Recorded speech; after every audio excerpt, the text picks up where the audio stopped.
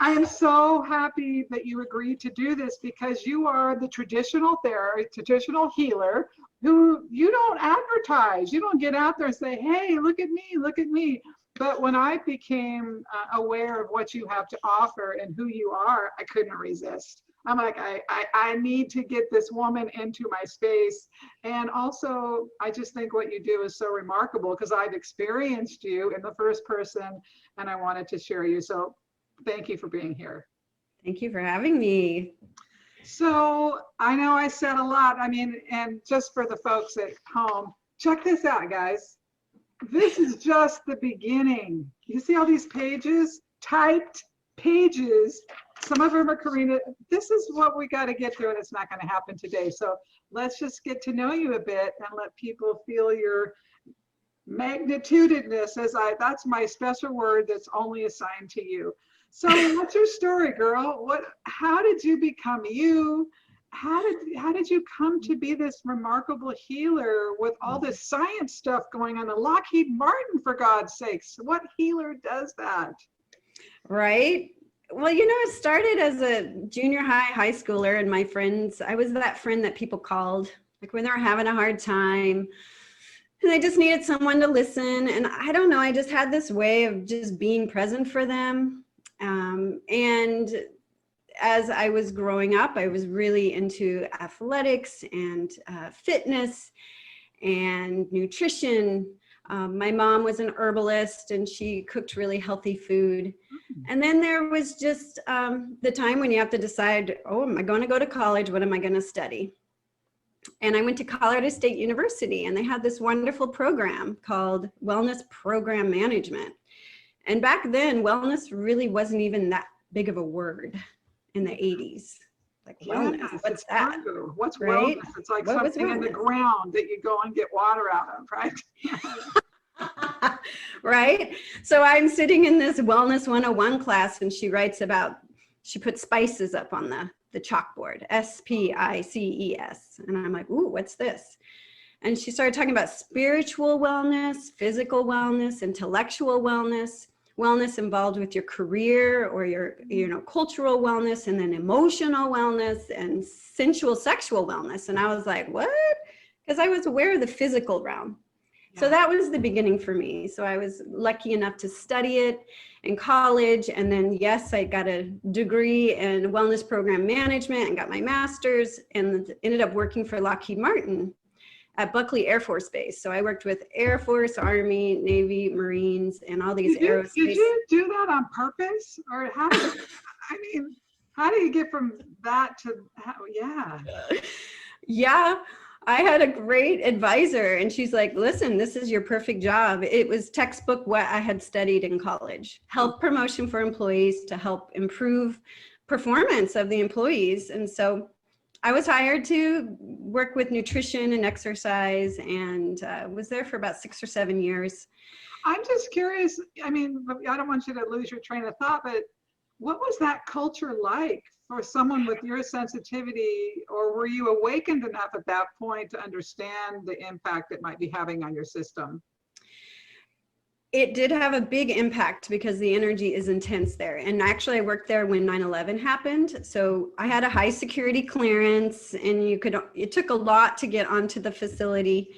And it was intense, but what I would find in my meditations, and I would be journaling information from my kind of higher self. And it's like, I was this light. I was just this beacon of light. I was the wellness center girl. So people would come and it was a place where they could just work out. They could have a chat. We talk about behavior modification, but in a way that wasn't so challenging. And I did a lot of stress management. And I felt like the little bit that I could do is I was activating something in some of the people there because they're very programmed to see the world in a different way. Yeah, and then it was time to go. It was time to move on. Okay, so you did this and you trained basically whatever around the topic of wellness. I know looking at some of the stuff on the like smoking cessation, I know that's a little bit stuck out to me that I'm recalling for some reason, but Yeah, stress management, cardiovascular fitness, strength training, cholesterol, blood pressure. So it was kind of like whatever the person needed, or were there specific programs and things you implemented? Well, the reason I got hired was to help the Air Force members who weren't passing their annual health fitness tests. So you have to be fit enough to at least run a mile Oh, okay. or, be able to ride the bike and have a good cardiovascular fitness. So people who were failing their tests would come to me and I would get them on a program. That's where I started, was in the fitness. And because I worked for a corporation, they paid for continuing ed. So next thing you know, I was getting certified in yoga, became a yoga instructor in Pilates, and I did John Kabat-Zinn's mindful meditation because it was the 80s and they were starting to realize that all these things were helping in the performance of the employees. So what started out as a fitness job became more of a wellness health promotion. Oh, I love it. And so then what was the moment you said, I need out of here? I'm moving on. Yeah, I was in my late 20s and I knew I wanted to do a healing in a deeper, more meaningful way. And I was going to go to the naturopathic medical school in Portland, Oregon. And I had all my prerequisites. I also had gone to massage school at night while I was working full-time at Lockheed. So I would have something to do part-time when I decided to leave my corporate job. And I was getting ready to, go apply to the school here. And I ended up on a women's healing retreat on an airplane to Belize with a couple girlfriends. And I had never been to Central America, and it changed my life because I was learning from these indigenous healers who had never been to school. Some of them didn't know how to read or write, but they had this wealth of knowledge and information that they would get from dream visions. They would dialogue directly with the nature spirits and the plants. And I had such a profound healing. Whoa. Okay. Hold up. Okay. Whoa. See, you make it all sound so seamless, but I got to back up just a minute. So you're Lockheed Martin. I'm slow. Okay. At some point, your professor was talking spices and all these different dimensions of wellness. But was there some point that you softened, that your science piece really softened and you just became open to all these other points of view? Because it would seem like a science person would be in this lane, but suddenly you're just open to yoga. And you said it's the 80s, it's available and all that stuff. And then you're on a women's healing retreat and naturopathic. How did that transition happen? I'm curious about that because a lot of people try and make that transition and don't succeed. I feel like it was my soul's calling, and I just started having these synchronicities of right place, right time. And I had my own health crisis that made me wake up to the fact that there was more than just the allopathic way of medicine. And I had a diagnosis of endometriosis, ovarian cyst, and I ended up in the emergency room with a ruptured cyst and a wake-up call and had surgery. And that's when I started exploring other options of, this is what the surgeon said. Essentially, what we've done here is pulled weeds. And they're going to grow back, maybe, in 3 months or, a year. So I came out of my surgery, and endometriosis is just when you have a tissue growing on the inside of the pelvis that doesn't belong there. And I was just, that didn't sit right with me. Like, this physician told me that the destiny of my healing is that this stuff is going to grow back. And it was almost like I wanted to prove to him that it didn't have to happen that way. So I started acupuncture and, yoga and meditation and visualization and all of these ways that we can holistically help the body to heal instead of just having surgeries or taking medications or taking hormones or whatever the case might be for individuals. So that was my wake-up call. That's incredible. That must have been pretty frustrating coming out of that after going through the procedure and then having the doctor tell you, yeah, but this isn't really going to work long term. That's got to be kind of frustrating in general. Yeah, it was frustrating, especially when it did come back. And that's when I just realized through the synchronicities of finding natural healers where they're like, there's a lot more than just physical here. You're holding a lot of emotions in your body.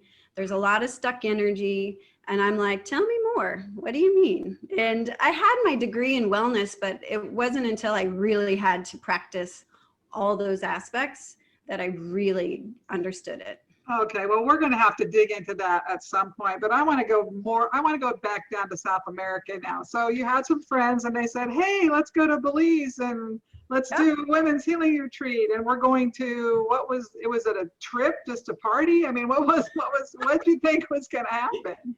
Well, you know, I just quit my corporate job and I was doing massage full time. Again, a synchronicity. I was in a car accident and the PT who was working on me said, hey, I need a massage therapist. Do you want to work here? And I'm like, okay.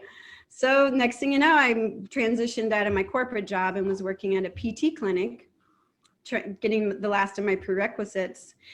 And in a corporate job, a lot of people can relate to this. You get 14, maybe 10 to 14 days of paid time off. And all of a sudden I was like a sole proprietor and I could work really hard one week and take time off the next. I could have long weekends. So my girlfriend was like, let's go to this women's healing retreat. And there was a couple gals in Denver that would take a group of women often. And I didn't know what I was getting myself into, but my intuition said, yes, you're going. So we're on the airplane and all these women are reading this book, Sastoon, by this woman, Rosita Arvigo. I'm like, who's Rosita Arvigo? And we get down there and she's this amazing woman who had moved to Belize and learned from the last Maya shaman, Don Eligio Ponte. And she did a 12-year apprenticeship with him and had written this book. And it was all about women's health and abdominal health and spiritual healing with the plants and the water. So I arrived there a certain person, and when I left, I was a completely different person. I had such a profound healing experience in Belize. Oh, okay, we have to hear what got healed. What was everything?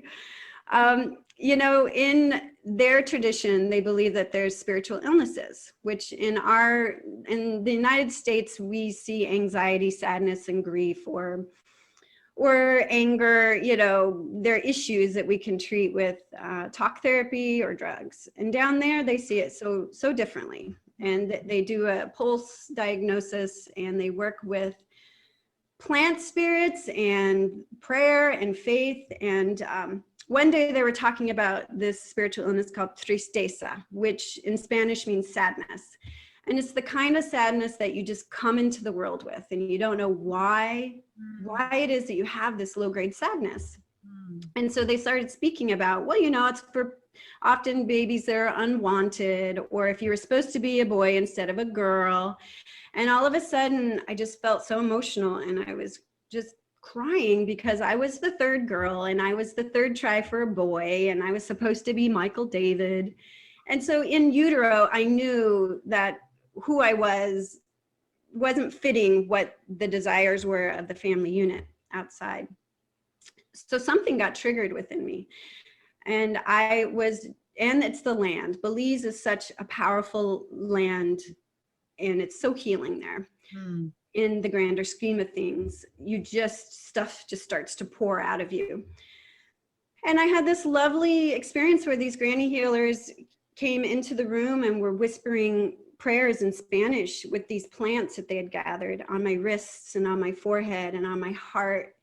And I was just sobbing and feeling this grief and sadness of not being good enough, or I was wrong being who I was. It was such a profound feeling. And as they were whispering these prayers, it just lifted. This heaviness, it just lifted. And all of a sudden I could take a deep breath. I could see more clearly. I felt more room in my body. And I was like, what is it that just happened? I have to learn more about this, not only for myself, but for other people. It was profound. And that was the beginning of me exploring medicine that was beyond what I had learned in the United States. It was the indigenous oral traditions that were handed down.